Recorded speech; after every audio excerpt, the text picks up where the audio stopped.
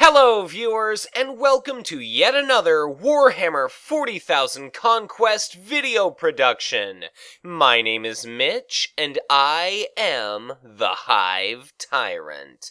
Today I'm pleased to present you with a very special installment in my continuing series of Community Spotlight videos, in which I had the opportunity to sit down and interview someone who placed within the top 4 of the 2015 Germany National Championships, Dan Jung. Specifically, we discuss how he got involved in the game, his competitive background, his tournament preparation, and of course, an in-depth deck composition and deconstruction.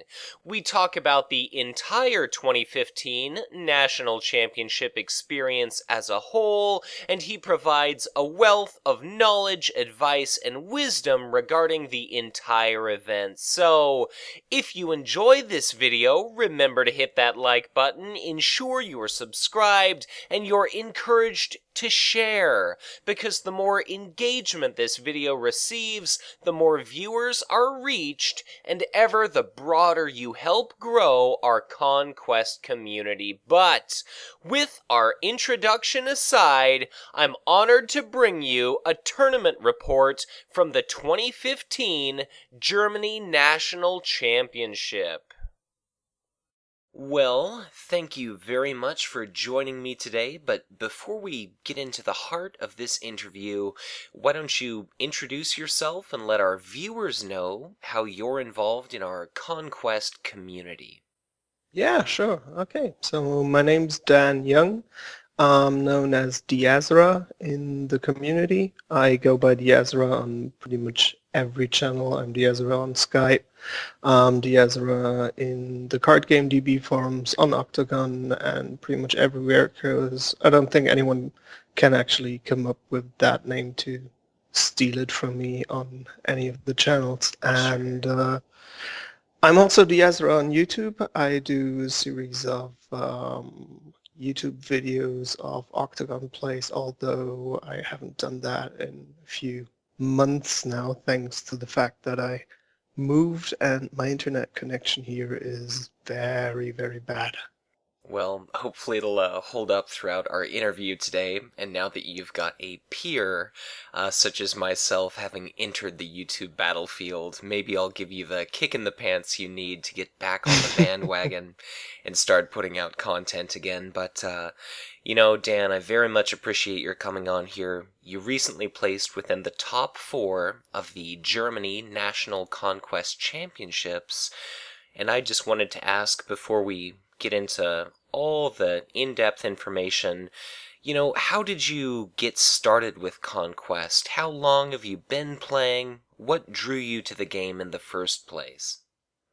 Well, I bought the game about a year ago at the Spiel in Essen. It's the yearly fair where every new game is available and people just keep throwing stuff at you. And unfortunately, I'm weak when it comes to that, so I buy a lot of games that will just pretty much end up on my shelf and earn me really evil look from my wife, who keeps telling me that I should probably just buy as much games as I can actually play. Sure.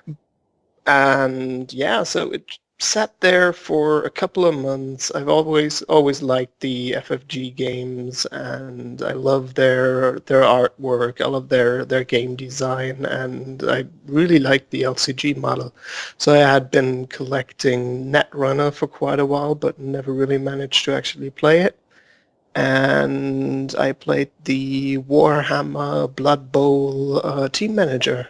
And when I looked at a game video of Conquest, it actually looked pretty similar to that one. So I thought, okay, yeah, let's maybe unwrap that thing after like half a year and try it out. And I grabbed a friend of mine. We spent pretty much a whole weekend playing Conquest, and I was like, okay, all right, I heard something about some kind of tournament format and looked it up online and checked out the forums of the publisher here in Germany and got lucky because one weekend later there was a really small game night for Conquest, and I grabbed my buddy and I was like, yeah, all right, let's go out, let's meet some people and let's play the game. So that was like half a year ago, I think. Wow. And yeah, afterwards I mean, the game night, it was like 3 people. It was my buddy, it was me, and it was another guy, and some people came around and they hadn't managed to actually get to the tournament, so they just stood on the sidelines and watched me play and slapped their foreheads and everything. Because you know how it is. I mean, if you just start out, you have a basic grasp of the rules and you just play something, but yeah, it can't be called good. But yeah, it got me hooked. I was like really, really, really hooked on the game, and I was talking to my buddy and I was like, all right, let's get serious about this. Let's get a few tournament games in. I'm sure there's stuff coming up and let's really do that. And my buddy was like, yeah, absolutely. We'll do that. We'll play all the store championships and whatever's up there, and we get really good at that game. And yeah, I think that was the last tournament my buddy actually went to. Right. Having to go it alone can be a little bit rough. Yeah. No, but I met a lot of nice people, and for me, really, in the beginning, it was about the community and meeting new people, especially when you're a little older. You don't meet people as easily as you do when you're like 20 or something. And I started out with a really nice group of people and got sucked in. So yeah. Well, that sounds like an awesome experience you've had, and for somebody that's maybe only been involved with the game for 6 months or so, it sounds like you've come a long way from your very humble, I have no idea how to play this game beginning, so it's very heartening to see, it's very good to see.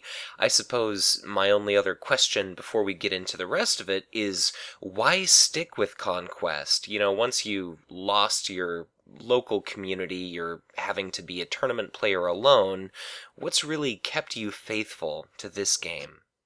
What really, really, really sucked me in was 2 things, I think.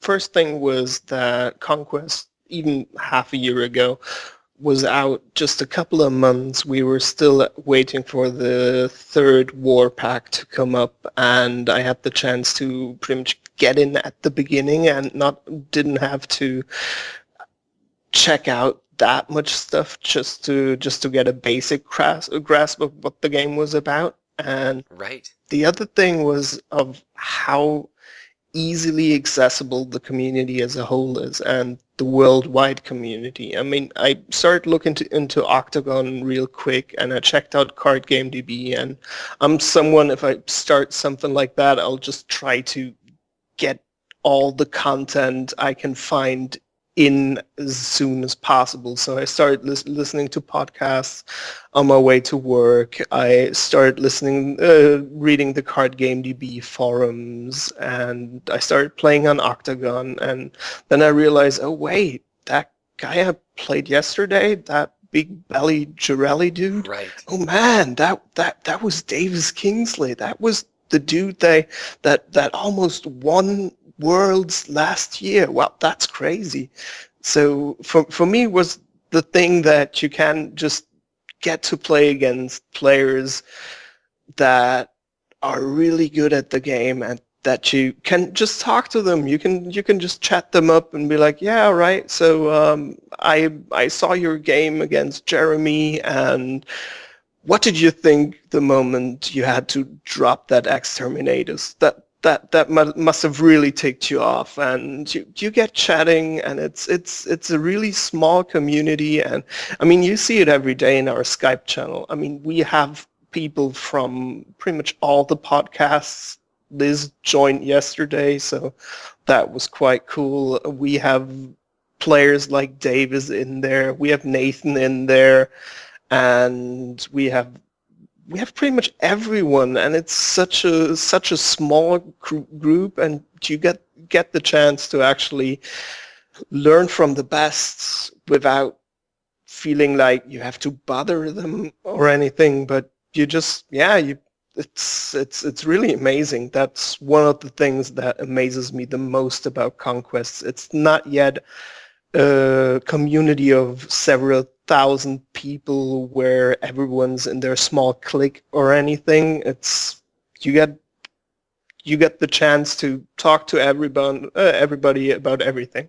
Exactly. I mean, it's an amazing experience, even just being part of the, say, Facebook group for Conquest, where I'll make a post or something and I'll get a notification saying that Brad Andrews likes what I posted, and it's like, Yeah, what is the developer of the game doing? Looking at my exactly. Facebook. So it's just crazy. Some of the best players in the world, people that win national championships, people that get right up there, like yourself, frankly, among the best players in the world.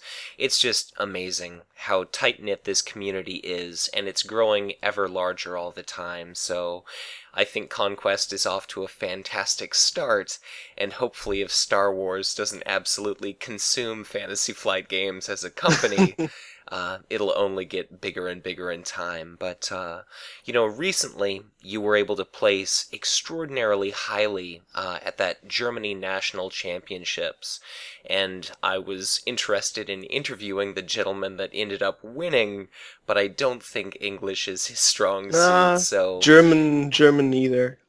He's actually Chinese, and he has been studying in Germany for 2 years. But he's a really nice guy. I mean, it would be nice to get something from it. I think he made a post on the German forums. I'll see if I can just pretty much translate that and put it on the Card Game DB forums, because I think people would be interested in at least hearing something from him. Oh, for sure. But I mean, yet another fantastic aspect of this game is just it reaches across so many different cultural boundaries. But by no means am I trying to detract from your own performance and accomplishment here. So I've got you on here today. I very much appreciate your coming on. So let's kind of talk about this tournament. There Sure. are 14 different warlords that you could have chosen from. You ended up going with Packmaster Kith, who we see all too rarely during tournaments, but she's definitely one of the top tier. What made you pick her among all the other prime warlord contenders? Well, I mean, it of course, like you say, it's 14 warlords, but to be honest, if you want to actually be able to compete, there's like four, maybe five choices you really Sure. have. It's always nice to pick someone you really like. I mean, my first two regionals, I played Nazdrag because I really like the orcs. I really like the orc cards. I like the whole feeling of orcs, and I managed to place fourth in top four in one of the regionals. But then it came to my last regional, and the question was, okay, do I want to go on with that, and do I Sure. want to really want to fight the fact that the deck might just not be there yet, or do I want to choose something that might have better chances? So for the regional, I actually won. I went with Ragnar. Well, back then I pretty much stole the deck from Davis. I sent him a message on Skype and asked him, "Hey man, I'll take your deck and I'll just play it on regionals. Can you give me any hints?" And he had a few pointers. So yeah, for nationals, the decision came quite automatically after the last few weeks, because I thought about nationals and I was planning to take Ragnar, but I wanted to work on my weak points. Okay. And up until that point, I had never ever played Kith. And so I realized a few of my buddies were able to beat me with Kith, although I generally perceive them as weaker players. And I was like, okay, I want to see what that's about. I mean, you got a general idea of what Kith's doing. of course I know the cards, but I want to figure her out. I want to know how to actually fight her and how to be able to win games against her. So I started playing Kith, and I started playing Kith on Octagon, and I was like, yeah, I'll do maybe like 5-10 games, and it'll be enough. And then I just did not stop playing Kith. I went on and on. I had so much fun. And although in the beginning playing Choke, you feel kind of dirty, after a while you get really used to it. And I just, even with that, I gained a deeper understanding of the game. Suddenly I concentrated on things I had never really had the energy to concentrate on. And so, yeah, Kith was running really, really good. And when it came to the question what to play, there really was just one answer. Right. So, yeah, I mean, Ragnar, Eldorath, Zerathur even, or as we see now, Anshi, they were all viable. I had experience with Ragnar, I had experience with Eldorath, but I just took the deck I both had the most experience with and that had proven to actually be able to win nationals, because, I mean, that would happened a few months back on the first national in the UK. Wow. Well, I suppose, you mentioned that it's definitely different playing against a warlord compared to actually playing as a warlord, so I'm sure that just must have provided such a wealth of information about such a popular pick if Absolutely. you kind of give in to the dark side and figure out what it feels like to be the one choking and strangling your opponent or swarming them down with chimera, whatever it happens to be. Definitely. But what exactly did you do to plan for nationals? Like, how many games did you get in? What was your approach, apart from just, picking up Kith? Yeah, sure. So the last few weeks before nationals, first thing I did, 3 weeks before nationals, I came back from a 2 weeks vacation. I actually visited the US and had a lot of fun with a buddy of mine. So I came back and looked at the calendar, talked to my wife, and was like, yeah, so I know we just moved into this house and everything, but nationals is like 3 weeks away. So, and she looked at me smart and she was like, yeah, well then, better get off training, right? Right. I'm like, okay, yeah, I'll do that. So, yeah, I just generally, after work, I'd come home, play 2 or 3 games on Octagon, spent the weekends just getting in these games, because I mean you can read up on the theory, you can listen to podcasts and everything, but in the end I think it really comes down to play experience, which is why I don't get why a lot of people don't want to get onto Octagon but still want to win tournaments and are really into that. So yeah, I played Octagon a lot, 2-3 games in the evening, like I said, a few more games on weekends. I got in another game night tournament on a Wednesday. We actually gathered up at the local game store and had a few of the regional winners there and trained some more.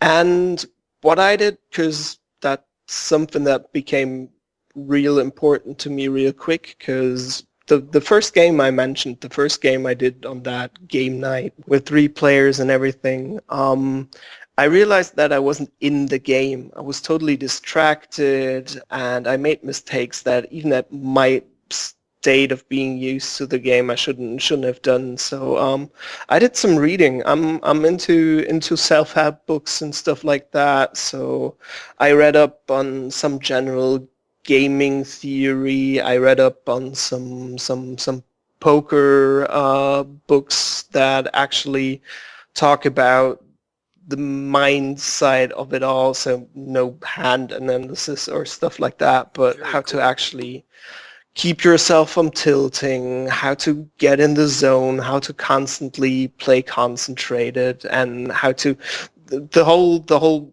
mind side of it. And I really took a lot from it. Well, I mean, that's absolutely fascinating, and that's something I've been looking to break into myself. I suppose just if anybody does happen to be interested, since you've got that experience, any particular recommendations, like any books that you felt really struck a chord and had some sort of significant meaning to you? Oh yeah, absolutely. So one of the authors is David Serlin. He is originally computer game player. He plays Street Fighter, so he does the whole Evo thing, and he's been several times champion and everything.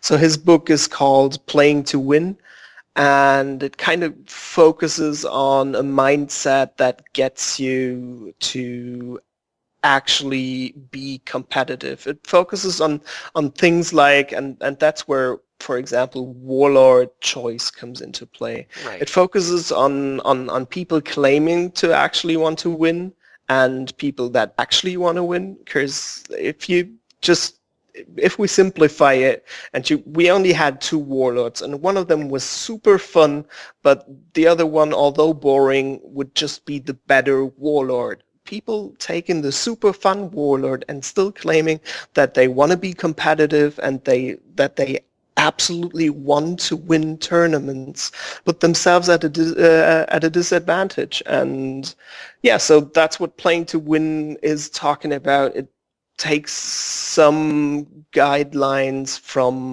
the art of war, and it's really entertaining. And although it is about Street Fighter at least a little bit and about several other games, you can easily use it for Conquest or just competitive stuff in general. And the second author I really liked, and I think that one was even better than Playing to Win, was Jared Tendler. He wrote two books. Both are called The Mental Game of Poker, Part 1 and 2, I guess. Hmm. And that guy really, I mean, you read through his stuff and you know that you instantly realize that he knows what he's talking about. That guy comes from a golf background, so he was a golf player before, and then blanked on one of the qualifiers for, I think it was some pro tour thing or something like that, Sure. and he was so peeved about it that he wanted to actually analyze what was happening to that, and he went on to study psychology. He became a therapist. He did the whole years of college and everything, and he actually went into golf coaching. And then one day one of his clients came up to him and he was like, all right, so I'm not just doing the golf thing, I'm also playing poker, and I want you to be my mental coach for my poker career. And Jared didn't know anything about poker at that point, but they kind of did the whole thing together and got into it. So yeah, the book one is pretty much about getting rid of the negative effects like tilt and stuff like that. And even if it's not poker, I mean, even in Conquest, every single one of us will have had a time where he actually tilted and did stuff he looked back onto and was like, how did that happen? Why did I do that? How Right. could I mean, it doesn't have to be Slanesh Temptation on Planet One. I mean, yeah, but there's just moments, combat on a planet you don't need, and you could just let it go away, but you tilt and you're like, oh no, I'm going to get that one, and I'm going to play that ambush unit, and I'm going to use all my cards, and in the end you might get the planet, but you realize that you did not need it for anything, and you've put yourself into a disadvantaged position. So yeah, the first book concentrates on getting rid of the negative things, getting rid of anxiety issues, getting rid of really everything that keeps you from becoming better. And the second book focuses on even improving that better side, like getting into the zone and really focusing and improving your learning and stuff like that. So yeah, I've really enjoyed those books. Well, I mean, they sound like absolutely fascinating subjects that so many of us could stand to benefit from. But in the grim darkness of the 41st millennium, there's no golf, there's no poker. I think it's fantastic that you've got the support of your wife and your family. It sounds like you've gone through a tremendous amount of preparation in getting ready for nationals. But what exactly were you most prepared for? Like, say, what matchups did you feel most confident going against prior to actually, entering the building? The thing I was really confident against was Eldorath, because a week earlier I had been playing against a buddy of mine who has been playing Eldorath for almost a year now, who has been playing him out of core and ever since, and he took Pearson's Nationals deck and had a look at that, and we pretty much just played one match after another. At the end, I think we racked up like 10, 12 matches in the evening. Sure. And so I was quite confident against Eldorath, especially seeing as how Eldorath isn't really the best matchup against Kith if you play Kith right. Right.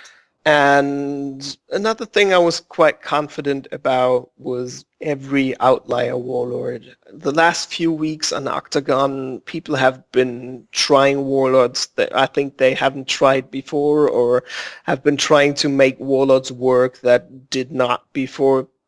That's why I've been playing loads of games against Strachan, for example. And, well, Strachan's still Strachan. You Sure. can try to get as much out of him as you want, but you just won't be able to make him tier 1 or even something close to it. So of course I was confident against outliers. I was confident against big and heavy units because I have my counters against them. I was confident about elite, and yeah. Anshi, I wasn't sure about Anshi. I knew that Anshi could kick my ass, but usually Anshi isn't played by good players. Like I think Davis said it. Anshi's pretty much a noob basher. I mean, an average player can kick an average player's ass 50% of the time, and it'll feel good, and they'll remember it. They'll forget the 50% real fast, and it'll just be the nice games where they jumped all over the place and armor baned everyone. Exactly. And so I wasn't really worried about Anshi, especially seeing as how most people that actually play him don't really have the mileage to have the experience with him. Sure. Well, I suppose in that same vein, were there any other matchups that you weren't comfortable with? Space Marines. Definitely Space Marines. I mean, I personally skipped the phase in which apparently everyone has played Space Marines forever. I started half a year later, so while I hear a lot of people being, oh yeah, well, Space Marines, yeah, I've played them for ages when the game came out, and so now I'm totally over it. But Kato with the blade, and somehow I have the luck of always playing against Katos who bring it out first turn. So I'm really worried about Kato with the blade, and I have problems with early first planet pressure that comes from Ragnar, and generally the whole Space Marine suit is just tough. And seeing as I had played Ragnar myself, I knew what he could do, and yeah, I didn't really feel comfortable going up against Space Marines, and I wasn't sure about Zerathur, because I myself have never played Chaos, although I really like them, and I should really get in the time to actually play a few rounds with Chaos just to get used to them. Sure. But I definitely wasn't sure about Zerathur, because he can create a lot of damage if every piece comes together. Well, and earlier you were talking about the philosophy of competitive gaming, and just because you know thy enemy doesn't necessarily mean it's going to be an easy fight, so I Absolutely. suppose just moving right along, you were kind enough to share with me your specific deck list, so if somebody wants to play a strong, competitive Packmaster Kith deck, why don't we just break things down with, I suppose, how do you try and leverage Kith to her utmost effectiveness? She puts Chimera tokens into play, she's a reasonably hard-hitting attacker. How do you kind of use her to navigate around the battlefield? It all really depends on the planet setup. With Kith, I usually hope for a quite long game. So if the first 3 or 4 planets aren't a win condition in and of itself, I'm already happy because that means I can just spread. I can send Kith wherever I want to send her. I can create a first planet threat and see what the opponent does to actually get it, or if he just leaves it. And when he leaves it, okay, fine, then I'll just take that planet. But quite long game allows me to send Kith all over the place. And the nice thing is that, like you said, she spawns Chimera tokens. So she pretty much comes to a planet with 4 damage. So even if you go against a unit trying to get resources from a planet that packs a little more HP or is a little harder to deal with, the moment you get there with Kith, you can actually put in quite the hurt. Sure. Well, and just by merit of a game lasting longer, you get all the more value out of her ability. And since you mentioned the kind of choking, strangling playstyle of the Dark Eldar, the more rounds there are to a game, I would imagine the greater economic disparity you can create. Just in giving a really quick overview of your deck, you've got 28 army units, you have 7 attachments, 11 events, and 4 supports. What's overall kind of the basic premise, the basic idea, before we talk about each inclusion specifically? It really depends on what you're going for. There's two different routes you can take. The first route is basic choke. So what you do is you try to spread out as much as possible. You try to block every kind of resource or card gain. You don't necessarily try to get more than your opponent. You first of all you try to keep your opponent from getting things. So even when playing against something like Kato, if Kato goes out to snipe one of your units, that means that he gets 1 resource from a planet, so usually you can handle it. And as long as you don't stack lots of units or anything, you're generally fine. But just as at the same time, if you're trying to get a military foothold, you try to get out chimeras, you try to keep your chimeras alive. You're happy with a starting hand that at least contains 1 or 2 chimera masters, and you just try to spread these army units as wide as possible and see everything falling into place over a few fights. And that sometimes means not jumping into a first planet fight for the first 2 or 3 planets if it comes to it. Sure.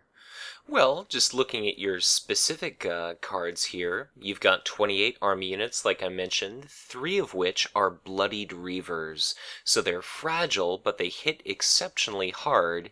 Any particularly clever means of keeping those alive or getting the most value out of those?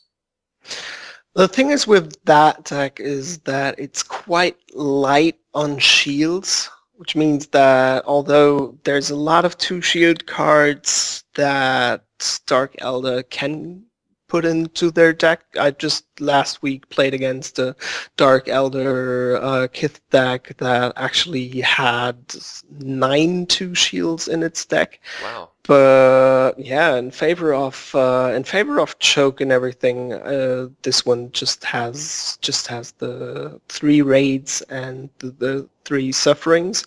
So you try to keep those on hand because usually 2 damage is what you need to shield to make the Reavers survive, which is always nice. And then you just, well, you kind of hope for. I mean, the Bloodied Reavers, of course, the 4 attack are really nice, but what Bloodied Reavers do best for 2 resources is they create a serious threat. They are one of the cards that actually creates a threat of your opponent, and your opponent has to deal with it. The opponent has to have a plan what he does with the 4 damage that come onto his Warlord if he leaves the Reavers unchecked, or the 4 damage that get onto a unit he really wants to have for 2 or 3 turns. So yeah, in the end, it's not as much about keeping them alive or actually getting them to hit anything, although that's always nice. But it's mainly about letting them create a threat that the opponent has to concentrate on. Definitely. I mean, extraordinarily sound rationale there. And I very much appreciate your insight thus far. And I'm curious to hear what else you have to say. So next up, we have 3 copies of the Incubus Warrior. What do you think about them? Incubus Warriors are amazing. I think Incubus Warriors are one of the reasons Chaos, for example, also delves into Dark Elder from time to time and doesn't just go Orcs for the ammo depot or something like that. These guys have 2 hammers, which is absolutely great, especially for the choke playstyle. All that for 2 cost, which you can always somehow bring up, and they just walk in the same threat line as the Bloodied Reavers do. I mean, you're there with 1 HP, but even that 1 HP, if you're not going against AoE, or if your opponent is not trying to Atrox Prime in your HQ or anything, that 1 HP means that your opponent has to spend an attack on it. So it is another threat that your opponent needs to deal with, and if he doesn't, it's 3 damage. 3 damage kills a lot of units if it goes unshielded. 3 damage is enough to kill Cardinis. 3 damage is enough to kill an exhausted Blood Angel veteran. 3 damage hurts. Well, I mean, they're definitely an extraordinarily versatile and flexible unit, and just like you said, even though it's only got a single hit point, it still absorbs 1 attack just as well as a Chimera token or anything else from your enemy. And if your opponent doesn't have some convenient means of picking them off, if they can't just play a Sicarius as Chosen or whatever else, then they might as well have 10 hit points because they're not so easily dealt with. And even if they play a Sicarius Chosen, because that has happened to me, and you still have the shields. So what I've seen happening is Sicarius Chosen gets committed onto a neighboring planet alone. He stands there with his 1 command icon, pulls over the Incubus Warriors.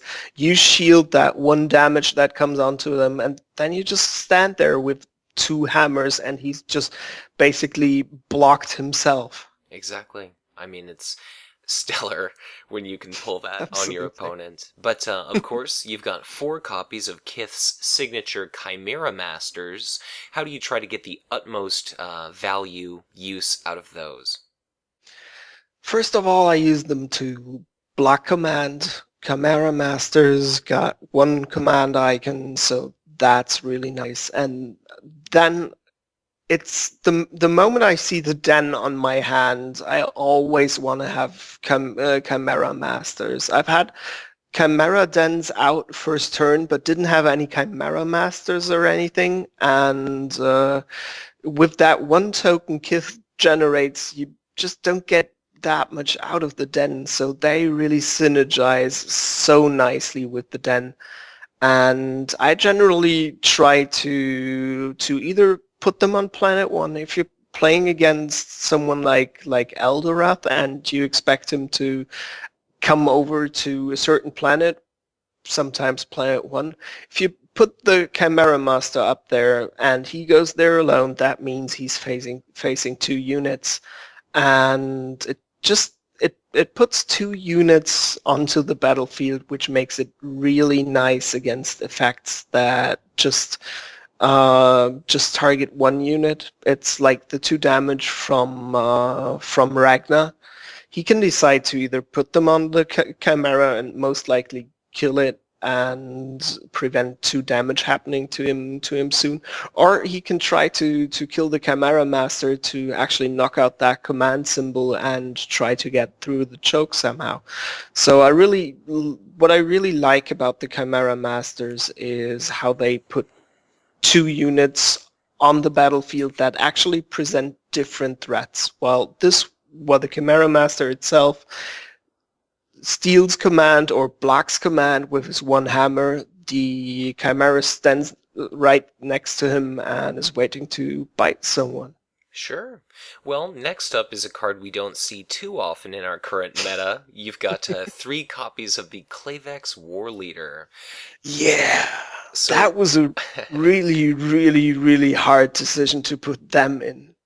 Well, how exactly do you go about, maybe trying to lure your opponent into ensuring that you can trigger their ability? So they ambush into play, and as soon as a target's damaged, they can trigger their effect to just outright destroy something. How do you make sure that that happens? Most important thing about the war leaders is their existence. The moment you have 1 card in hand and get to full resources, your opponent's looking at you and he's like, all right, he has a war leader. It can be a promotion on your hand, it doesn't matter. He thinks it's a war leader. Right. So I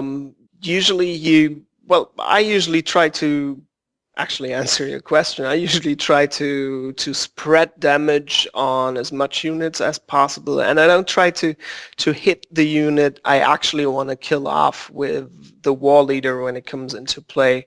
I try not to hit it the first time, but I try to first go onto other units and see if he's shielding units that I actually don't care about that much, and then when I think, all right, he should be probably at the end of his shields, I try to actually get the damage on the units I want to destroy. Well, certainly makes sense to me. Seeing as how it is such a prevalent card, any advice for how other players can attempt to work around it? That's the biggest problem with the war leader. You can't really. I mean, of course, you can shield. That's a no-brainer. But with things like Incubus Warrior in play, you have 3 damage. So aside from your unique attachment, there is no way for you to actually prevent at least 1 damage going through, aside from Indomitable and cheats like that. Sure. But usually there is no way for you to actually block that, or with several chimeras chowing into your shields. So usually it's I think the war lead is one of the biggest threats, and of course all the basics apply. You try to keep your opponent under 4 resources. You try to keep him from getting the resources, but that's hard to do if you're getting choked yourself. And you try to keep the cards down, because if that war leader isn't in hand, it can't be played. But in the end, I think that's one of the reasons why Dark Elder is so strong, because there's really not a lot you can do against the war leader. Right. Well, I suppose I'm going to kind of cheat with this next entry, and I'll just say you've got 3 copies of Rogue Trader, 3 copies of Void Pirate. Any just favorite use for those cards? Or, I suppose, why did you go with the maximum number of copies? There's the basics of playing Rogue Trader and Void Pirate, which is you usually try to position them at a planet where they have the opposite bonus, Right. just in case you're playing mirrors or things like that. And then I just use them to block uh, with choke. First of all, it's all about blocking. You can worry about getting the upper hand later at further planets, but at first it's just block them and don't get them out just for the hell of it. If you play Void Pirate and spend 1 resource, although that's just exactly the 1 resource you might need after the command phase to actually play your war leader that you have on hand, just don't put it out there. Leave it on your hand. Make it look like a bad war leader to your opponent, and make him fear whatever's left on your hand. You can just, especially with things like orc cannons or single damage pings or warlord snipes. Don't put them out if you don't need them. Right. I think just a fantastic bit of advice for really players of any skill level is to just always have a reason behind what you're doing. Don't play units carelessly. Put a lot of thought and consideration into exactly what you're doing and why. Just because if you're throwing away resources, if you're throwing away cards, it's just going to set you up for, doing a little bit worse than you otherwise would. Even just speaking to the theme earlier in the video, you were talking about the tier rankings of Warlords. Even though there's not a tremendous discrepancy between our lowest tier Warlord and our highest when it comes to percentage of win rates, all of these little things to truly become like a stellar tournament level player is just, trying to massage as many percentage points as you possibly can into, bumping your win rate from 54% to 56% or something like that, getting each and every little edge that you possibly can, at least in my opinion. Absolutely. Next, you've got 3 copies of the Slith Mercenaries, another very high command value unit. Anything worth mentioning about those? I love these guys. I really do. There's a lot of people, and I think that's when you begin to play Slith Mercenaries, they can really kick you, because you might play them at times where they're not actually worth it. Right. But I've even found that if your opponent has enough resources to actually buy them from you and use them for himself, they're just nice to kind of even out the resource field. So, for example, if at a planet you have his Void Pirate taking command, and you play your Slith Mercenary there, you'll have spent 1 resource on the Slith Mercenary, and if he takes it over and brings his resources down, that means that he basically spent 2 resources to just achieve the same effect of having command now, where you just had to pay 1 resource. And of course, you can't forget the card you actually pay at that time, but if you try to get his resources down, that's always a nice thing to have. Sure. Well, you've also bothered to include 3 copies of the unique Siren Zithlex. When enemy units are deployed at the planet she's sitting at, they interplay exhausted. I suppose, what use do you make of her? Why 3 copies, and how do you get the most value out of that powerful effect? I had her down to 2 copies for a while, because as you know, there's games where you actually have 3 copies of her in hand, and or at least 2 and 1 out, and they just jam your hand, and you're like, okay, no, I can't do that. I'll take 1 out, because on this one occasion that actually totally ticked me off, and no, doesn't make sense. Let's cut her down to 2. But she's just so amazing. She has 2 command icons, which even if you don't take into account that she exhausts everyone that comes onto her planet. So every command icon, every unit committed to her planet has pretty much becomes nothing for the round they're actually committed. So that's really nice. It's a unique unit, which is also nice against various effects. She has 3 HP, which is a nice shield, especially against, for example, Anshi with 2 armor bane on his basic attack.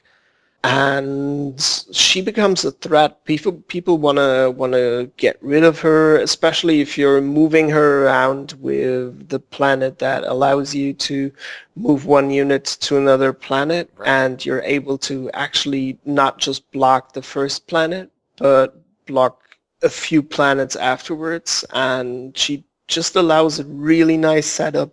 She's a great first turn play. She allows you, or let's put it this way: she makes the first planet pretty unattractive for your opponent if you're putting her there first turn, and they'll wonder if it's worth it actually to go into the fight disadvantaged. And it allows you to more times than not actually take the first planet without putting that much effort into it. Well, definitely. I mean, and there can scarcely be a better feeling in the world than a Siren Zithlex first turn sitting on top of Planum, where as soon as you win that battle, you get to shift her to the brand new first planet. So, Absolutely. And you can also use her to block planets you don't want your opponent to actually snipe or commit to trigger their effects, especially for Dark Elder. It's the Atrox Prime with sending damage into the HQ or to neighboring planets. And if you got the choke running, half of the time it's the planet that actually allows you to draw 3 cards or 3 resources that will really mess with your game plan. So it's always nice to just put the Siren on there. If only she weren't such a nice target for Aeonshi's Deception. right. Well, I suppose last but most certainly not least of your powerful army unit inclusions, we have 3 copies of the Warlock Destructor. And I suppose, what are your thoughts regarding that very powerful Eldar ally? That's my meat shield. I mean, that guy, although I wouldn't have called him Warlock Destructor, more like Warlord Extortionist, because that's how he comes across every turn after you've actually played him. And I think all the minutes I've spent looking at that card and just being like, will I pay for you? Won't I pay for you? Are you worth it? I don't know. You'll come back to the planet exhausted. I really can't decide. Give me another minute. Right. But especially in Dark Elder, you have a unit doing high damage, which is pretty much the Dark Elder theme if you look at my deck. But you also have 4 HP. And looking at what's out there in regards to damage, that guy can just soak up so much damage and is still left standing after half of your army has already gone home. So yeah, that's really great, and it offsets a lot of the disadvantages some of the Dark Elder units have. Definitely. I suppose moving on to attachments, of which you have 7. First up, we have the signature attachment, the Agonizer of Bryn. And are you typically using that for its attack bonus or as shields? I've tried to attach it to my Bloodied Reavers several times, but every time someone looks at me and tells me, yeah, no, it's a vehicle, no war gear attachments. I'm sorry. So I'm usually using it as shield. You could pack it onto the Warlock Destructor, which might be quite nice, but then something comes along and you don't want to pay that one resource and you just sent the Agonizer to out of nowhere. But no, usually I play it as a 3 shield because when you have it, your opponent does the combat math, and they usually don't calculate for the 3 shield because it's a one-off in the deck. I mean, the chances of actually having it are pretty low. So every time you're actually able to shield for 3, that comes in as kind of a surprise. Well, sounds reasonable to me. How about our next inclusion, which is 3 copies of Promotion? Promotion really conflicts with one of the events I'm running, which is Raid. Both of them are limited, so that comes in the way from time to time. But it just adds to the general theme of choke, and you're able to stall, which is one very nice thing. You put out that promotion, it doesn't cost you anything. You can just wait and see what your opponent is doing, and it gives you the chance to just put that extra 2 command icons onto a unit that might have not been able to actually block command or take command on a planet otherwise. And it's really great. I like it. And another nice thing is if you're playing against Chaos, you can put it on any unit you want to survive, and you can protect it from Warp Storm, which is also, especially in a Dark Elder deck, is very, very, very nice. Sure. I mean, there's really not too much that's not completely intuitive to say, but it counts as shields. It perfectly functions with the rest of the deck in being able to give you exactly the right amount of command that you need. So Yeah. it gets you cards, it gets you resources, it prevents the same from happening to your opponent. Definitely makes sense why you'd include 3. And then how about Suffering? Do you use that in an offensive context, or is that pretty much for shielding? Suffering is a solid 2 shield, and I really like it for that, but it really starts to shine if you use it against armor bane units. And I mean, I've been thinking a lot about Anshi in the last 2 weeks after losing the last game against it. And Suffering really gives you the opportunity to lower the attack of Anshi's signature unit. It gives you the chance to lower the attack of whatever comes with Anshi, and you won't have to actually power through that armor bane, which is very, very nice. I actually started out with 2 sufferings, and I have to give a shout out to the actual creator of the deck, which is Varun.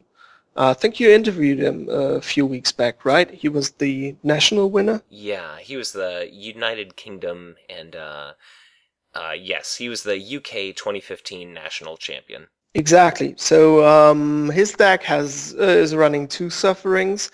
I went to 3 sufferings for some consistency. I took out some of the cards he had one-offs in the deck and just filled up suffering and superiority. So for me, it was about consistency. For me, it was about actually having one more 2 shield in my deck. As I said earlier, I'm just running 6 2 shields. You could, with a little here and there, run 9 2 shields if you wanted to. I just think it's a really solid card, and it's much more solid than the other 2 shield alternatives you have. So I'd say 70-80% of the time I'm playing it for shields, but there are situations where it really comes in handy for its effect, and it's not overcasted with 1 resource. Right. Well, moving on to your events, we've got a selection of 11, the first of which is 3 copies of Archon's Terror, certainly a very strong competitive contender here. Any just advice for how to get the utmost value out of that effect? Don't use it when you don't have to. Just let it sit on your hand and use it in the last possible moment you absolutely positively need it. If you don't need First Planet and there's one unit from your opponent and there's one of your units and you're tempted because you got these 2 resources and you could just get in there and take that one icon green planet that will never have any other green planet relying next to it because the next green planet is planet 5 or anything. Just don't do it. Use it at the last possible time in a really deciding battle, and don't throw it out there just cause you can. Right. I mean, even just by merit of your playing it, your opponent knows that there's one less of those to expect in the future, and then the most value you can squeeze out of anything, again, it's going to make, I think, all the difference in knocking players up a few percentage points when it comes to, like, their victory probability. But next, we've got the signature event, Pact of the Homunculi. How do you typically use that? You discard a unit to discard a card at random from your opponent's hand and draw a couple cards yourself. What are your thoughts on this one? I've actually used that one to come back from a really, really bad starting hand. Back then I had like 1 Void Pirate and 1 Slith Mercenary on my hand and only events and attachments and I don't know.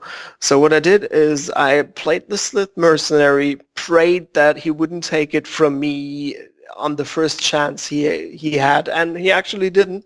So I played the Pact afterwards, and it's just really nice to, if you want to shift too much resources to and not enough cards to a better balance. I didn't like that card at first. I wasn't really able to use it as much as I would have loved, but or would have liked. But by now I've really come to appreciate it. And if you're already up, if you got the choke running and everything, you will have additional units here and there, and you will have a lonely chimera sitting on some planet somewhere. So you'll more than likely always be able to just sacrifice something and then draw these 2 cards. The discard is a nice side effect if you got the choke running and your opponent just draws 2 cards every round and doesn't get anything else. Of course, sacking 1 more card from that hand is absolutely fun. Well, for one side at least. Right. But in the end, usually when I play it because I want the 2 cards, and it really creates an imbalance when it comes to the hand, and I really, really appreciate that about the card. Sure. And of course, you might always get lucky and just ruin your opponent's day by forcing them to discard something they were really hoping to hold on to. But Absolutely. certainly you've spoken, high acclaims about Raid's shield value. You include 3 copies in your deck. Do you ever play that for its resource stealing ability?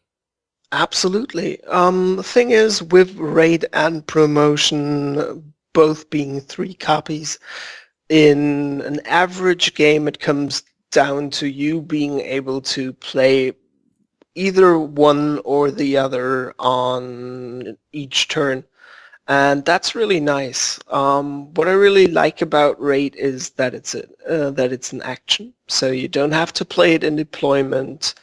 But if you do, that's one of my favorite first turn combos is just getting Siren Sith Legs out, and you're already down 3 resources. Your opponent usually doesn't want to start with a big 3 or 4 cost unit that will try to get something cheap out first, maybe support, maybe avoid pirate or something.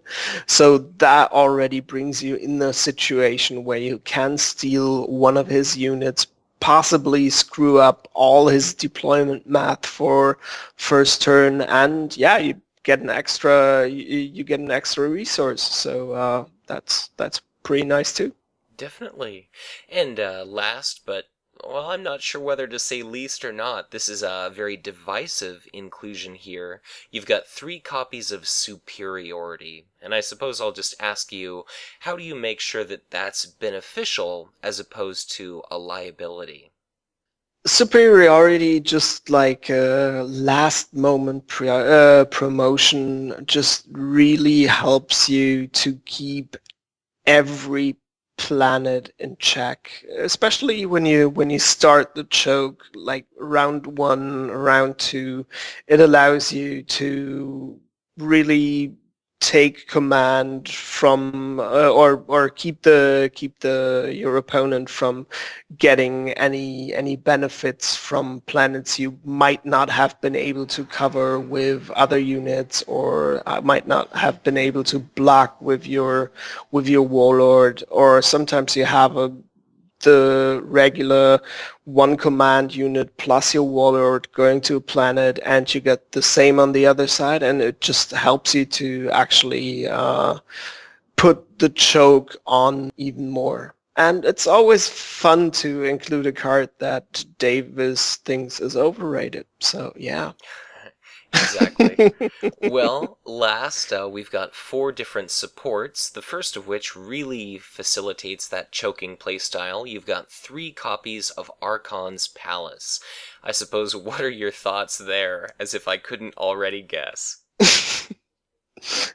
Well, it's the choke. I mean, I'd love to play it more than once, because more often than not, I'll have a second copy sitting on my hand, and compared to Sithlex, which can at least die. I mean, okay, aside from Squeak bombing and future cards that will be able to Sure. actually handle locations, but usually it doesn't. Usually it stays, and you'll have that palace sitting in hand, and just hope that a random discard on you might take them away, so they'll at least have had some kind of sense. But yeah, if you get a planet layout with a lot of 2 resource 0 cards, or the other way around stuff, it's just so amazing, because you can just really put another focus on even making your opponent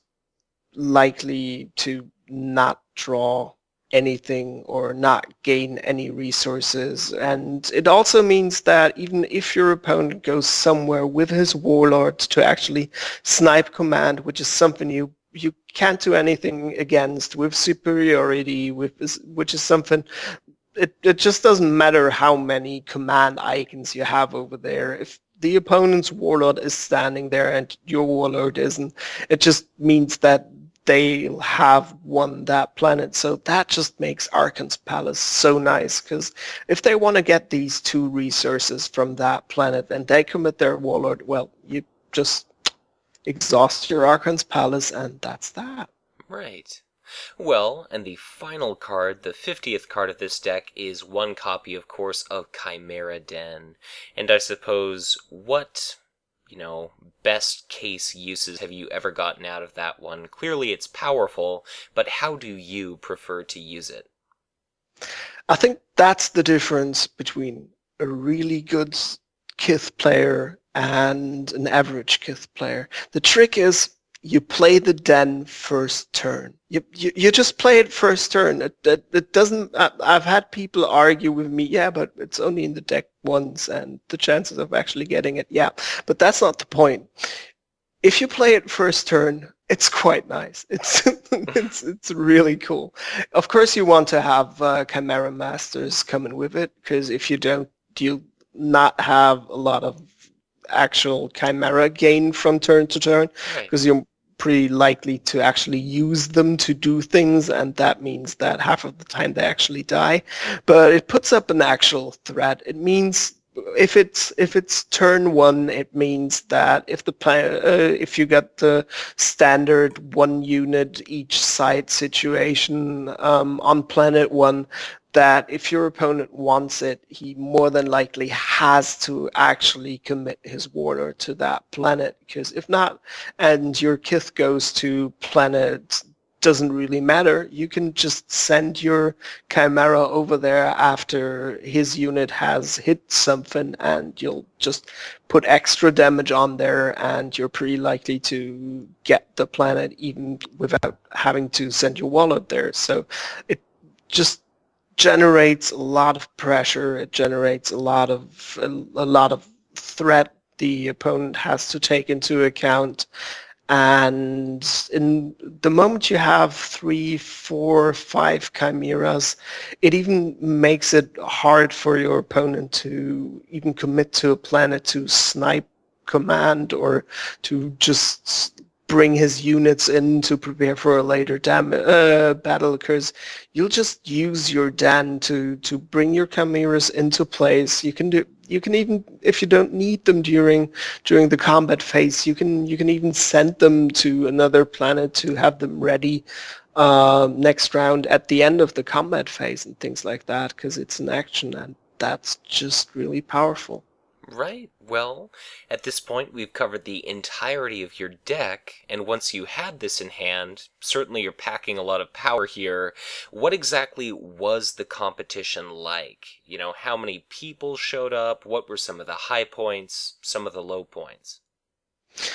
So we got around, I think it was 38 people. I had posted a picture of the exact lineup of how many warlords or what the exact warlords were that showed up, and I think that was at like 34, 35, and there were a few warlords or a few people that actually came in later.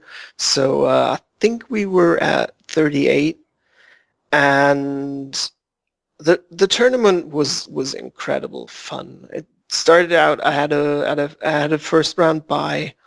The night before, I drove over to the town where the tournament was hosted, and I slept in a hotel, and I had a nice breakfast and everything. So I tried to get into it as relaxed as possible. Right. Most of the people actually being at the tournament had already spent 2 to 3 days at the castle the tournament was at, because they had a whole gaming weekend with several tournaments for several systems and everything. So I knew that half of them would more than likely already be kind of tired, and I definitely saw that as an advantage.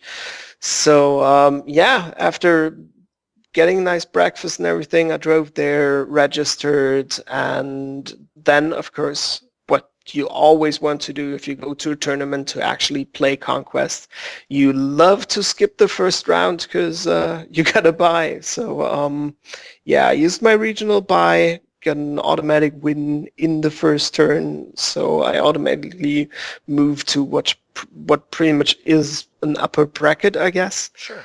And that meant that I got to see most of the regional champions throughout my tournament. I started out playing against a guy called Sam. He was the regional winner from Vienna.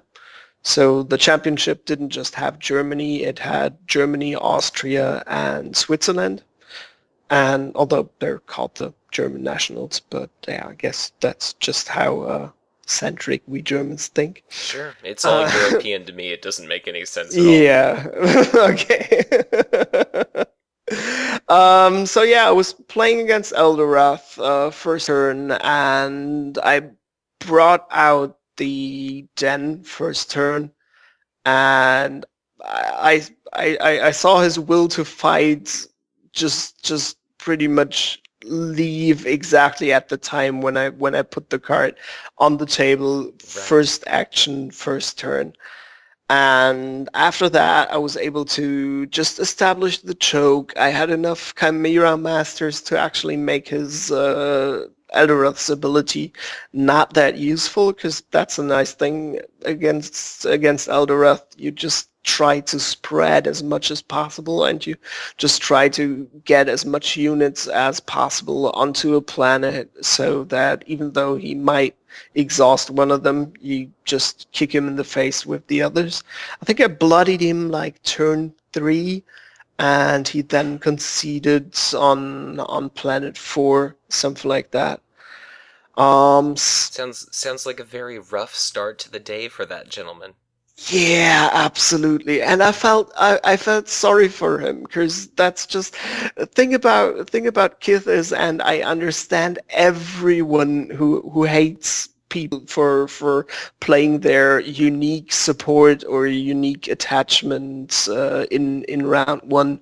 But the thing about Kith's unique support is just it just kills. I mean, that den is just really, really powerful. You have that on several other warlords, but in Kith, it just hurts. Well, I suppose what were some of the other games like? Were you always so fortunate to have like a devastating, combo right out of the gate? Second match was a rematch of a game I had played a few days earlier against Dirk. He is from my local meta.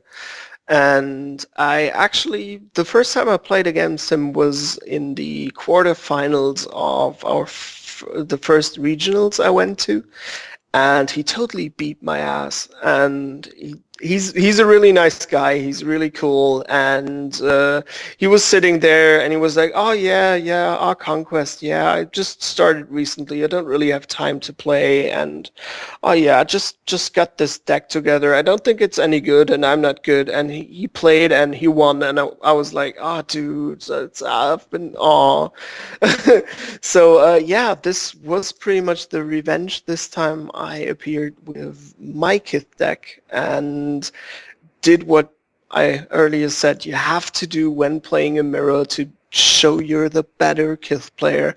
You have to get out the den first turn. And yeah, so that's what I did. Pure skill. Exactly. That's what really shows people that you're a good Conquest player. You just put out your unique first turn. Yeah, from there it just went downhill. Well, for him, I got up the choke. He didn't get any resources. He didn't get any cards, and I just beat him. Next game was against Eldorath again, which, seeing as how I was most worried about playing Space Marines, was weird, because that already was the third game I played, and there still weren't any Space Marines around. You were getting off very easy so far. Absolutely. And I played against Eldorath. I played against my buddy Dave, who actually is the third guy we had at the first tournament I went to. So he was like the first Conquest person I ever met. And it was the guy I was training with a week earlier. So I knew his deck. I knew every single card he had, and I had played against him again and again and again. So I knew what to expect. I had solid draw. He had solid draws, but I was able to establish the choke after planet 2 or 3, and was able to take the game from there. So that was quite okay. And he used the Doom to shield. And at that point, I knew, okay, you just got one Doom in that deck, so right now I'm not worried about anything Doom-wise anymore, and I'll just overcommit to every planet I want to overcommit to, because you won't be able to Doom me.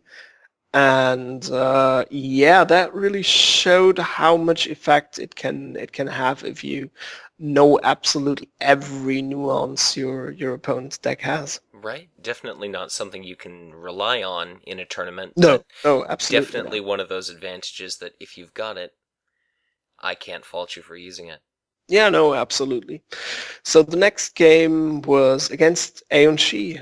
So Hangbo, the guy that actually won the tournament, he's from the Berlin meta, and although I know for you it's all kind of Europe, but Oh, that's like that was 600. my that was my feeling like I'm obligated to make a joke being an ignorant American. Of course. No, Berlin is like 600, 700 kilometers from here away, so I didn't manage to actually go to the Berlin regional, but Dirk, who I played against earlier, actually did that, and he met Hongbo, and he played against him back then, and a few weeks earlier we were talking about who we expected to be at the national championship, and he was telling me about Hongbo, and he was like, "Oh man, you gotta watch out for that guy," because I played against him, and I saw his lips moving and everything, and he's calculating everything in his mind. He's like 10 steps ahead, and he's the only one I've ever seen Aeon Shi actually play constantly good, and he took the championship, and he's like a robot. He doesn't even speak any real German or English or anything, but he's just so good. So yeah, I was really looking forward to that game against Hangbo. I was like, okay, so I'm playing that guy now. Let's see what happens. And I looked at the planet layout. We had a 3-planet win condition, which was kind of nice because I had the right hand for it. I was able to get up real hard early pressure. I had some Warlock Destructors on there. I had Siren Sith Legs on there. He wasn't able to play his location. He wasn't able to get his Cloud City thing on, and the general planet abilities out there didn't really hurt me, so I was able to really put on early pressure. I drew Archon's Terra at the right time. I was able to use my wall my whatchamacallit, Clavex War Leader, exactly. Okay. I was able to play my Clavex War Leader at exactly the right time. I got a little side choke up, and I won within the first 3 planets because I just put real hard pressure on him, and I was I I was sure that if I'd actually were able to get through the first 2 planets, that the game would look really good for me. So yeah, I actually won that, and I was really happy about it because Wow. everyone was so worried about that guy. Well, and I suppose with very valid reasons, seeing as how he did go on to win it, but, enormous respect to you for managing to pull out the victory. Yeah, absolutely. No, that was, and I mean, it was really, really stressful. It was a game. I was 100% concentrated, and I really expected to get my ass handed to me, and in the end, I was able to win the game, and I think it was the only one that actually won against Hongbo on that Sunday. So I was really happy about that, and it's always good to say, okay, yeah, that guy won the nationals, but first of all, I was the only one who beat him, and second of all, he was the one that actually kicked me out of the tournament. So yeah, it's okay. I can deal with it. Took me like 2 weeks, but yeah, I think I can. Sure. Well, at this point you'd had all those victories behind you. How did things start to turn ever so slightly sour?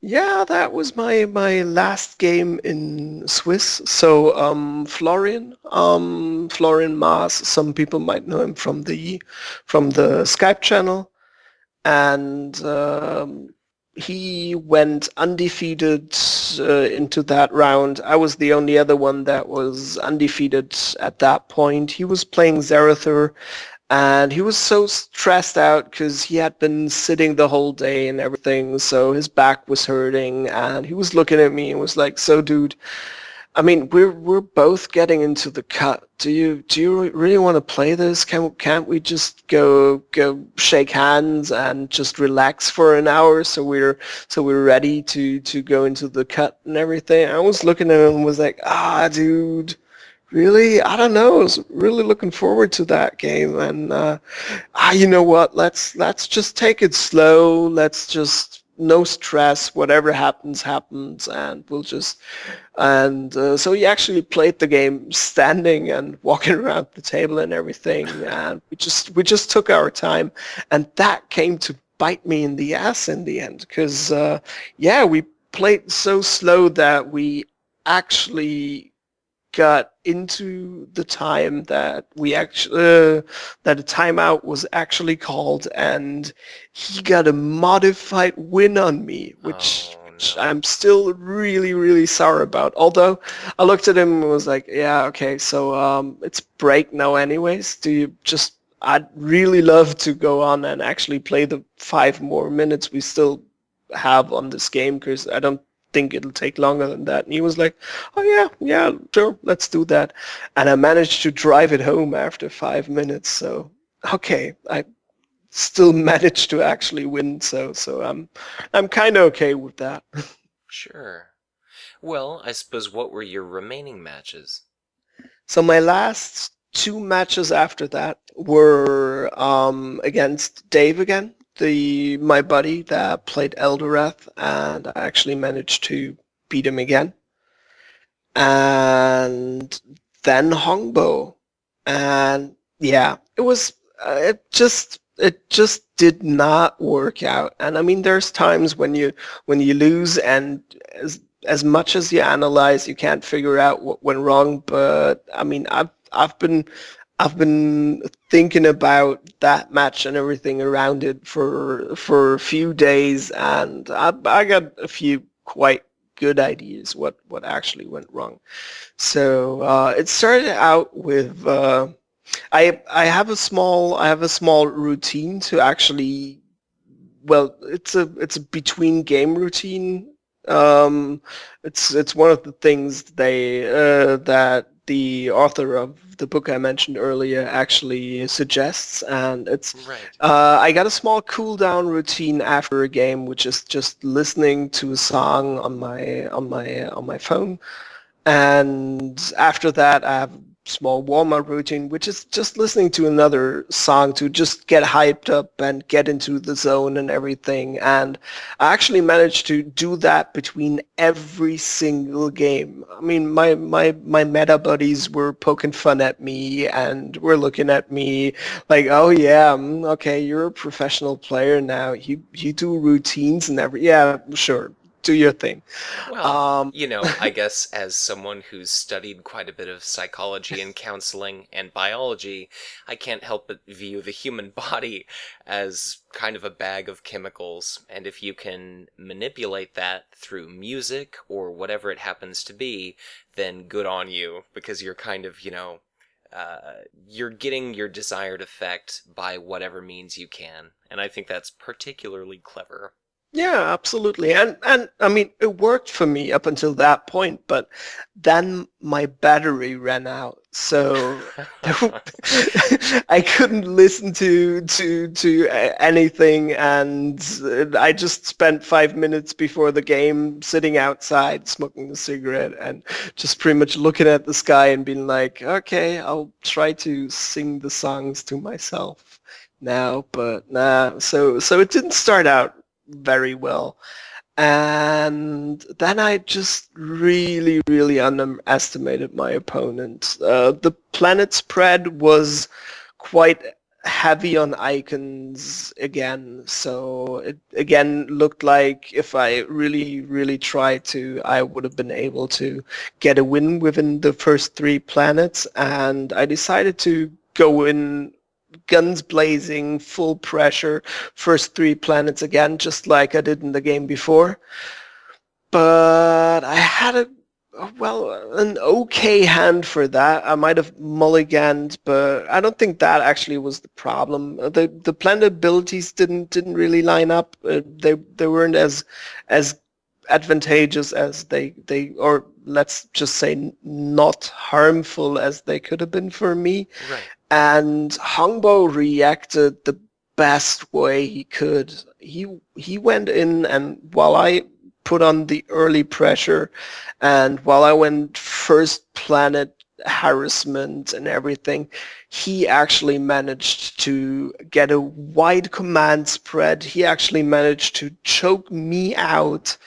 And after he left the first two planets to me, he turned the game and just slowly took it from me. Although he didn't take it from me, I didn't really have it in the beginning. He just reacted to what he had seen from me before, and he just played a really good game. So yeah, I absolutely deserve to lose. Although I would have really loved to not to, but hey, what can you do? Sure. Well, I mean, it just sounds like he kind of had a bit of a vice to start, and then he just kept on slowly increasing the pressure, didn't take a lot of risks, but played smart, played probably carefully, and then ultimately closed it out. So, a damn shame that I'm not talking to Germany national champion here, but all the same, Next year. best of luck to you next year. And I just can't help but ask,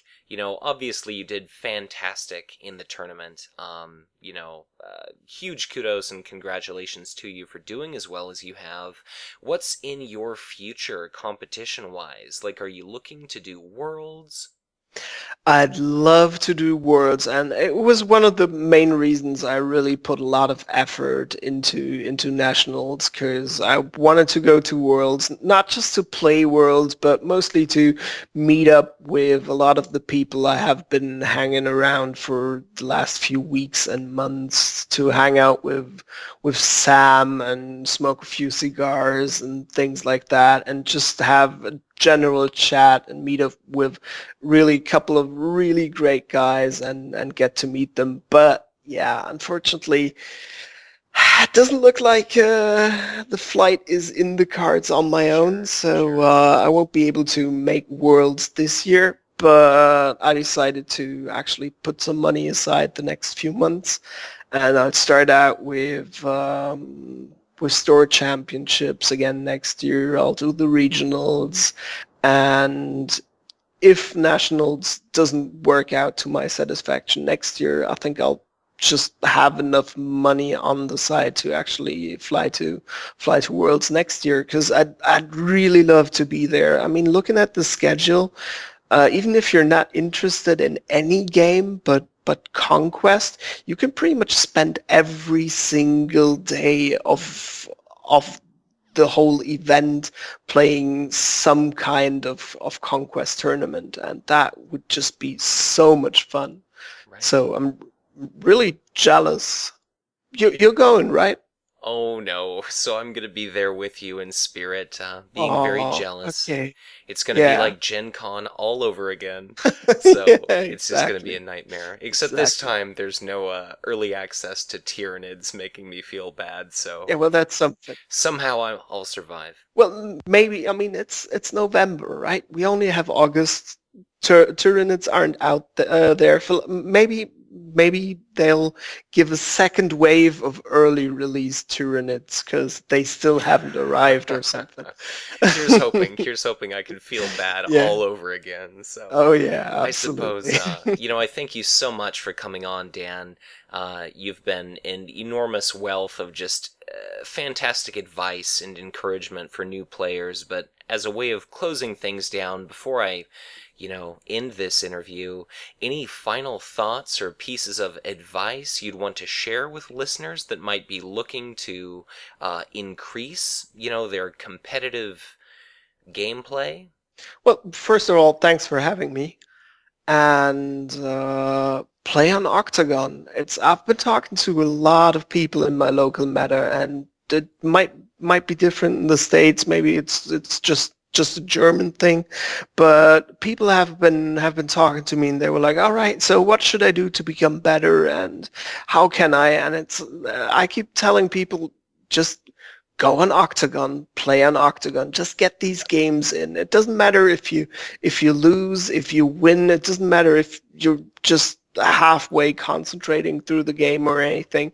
It's get these games in. You have to get in the time. And then people are like, yeah, but I don't like Octagon that much.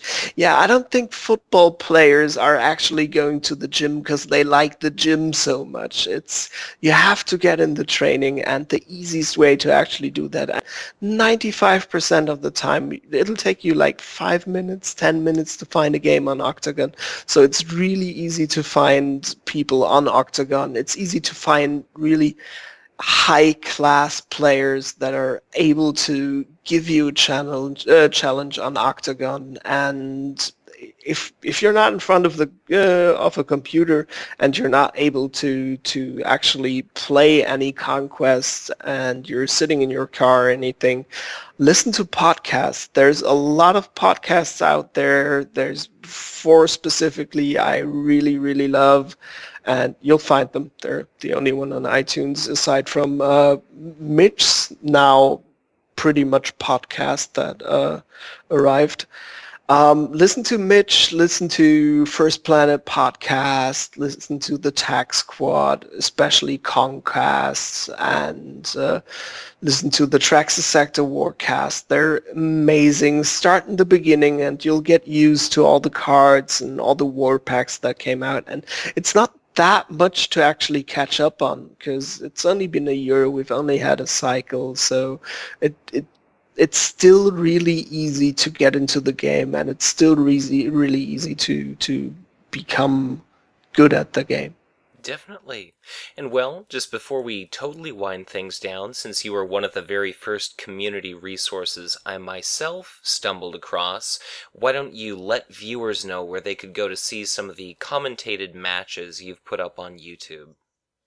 Oh yeah, absolutely. So my channel is Casting Conquest, which is just these 2 words, Casting Conquest. My username is Diazra, and you should be able to find me on YouTube. I have a few really nice games. Well, by now pretty old, but games from people like Papa Khan, like Opata, who have been playing the Conquest League. I have 1 or 2 games from Davis on there, which is always nice. I have the finale of the first Octagon War League season on there with Paul playing against Davis. I really enjoy watching it. It's high level play. It's really cool. And yeah, the next few weeks, I mean, hopefully my internet will become better. Here's hoping. They are supposed to put in a line. And afterwards, I'll go back to actually recording a lot of Octagon stuff again. So yeah, check it out. Well, sounds fantastic to me, so thank you once again, Dan. I hugely appreciate your coming on, and have an absolutely fantastic evening. Thank you for doing what you do. I just love your stuff. Thanks, Mitch. Well, thanks. Take care. Bye.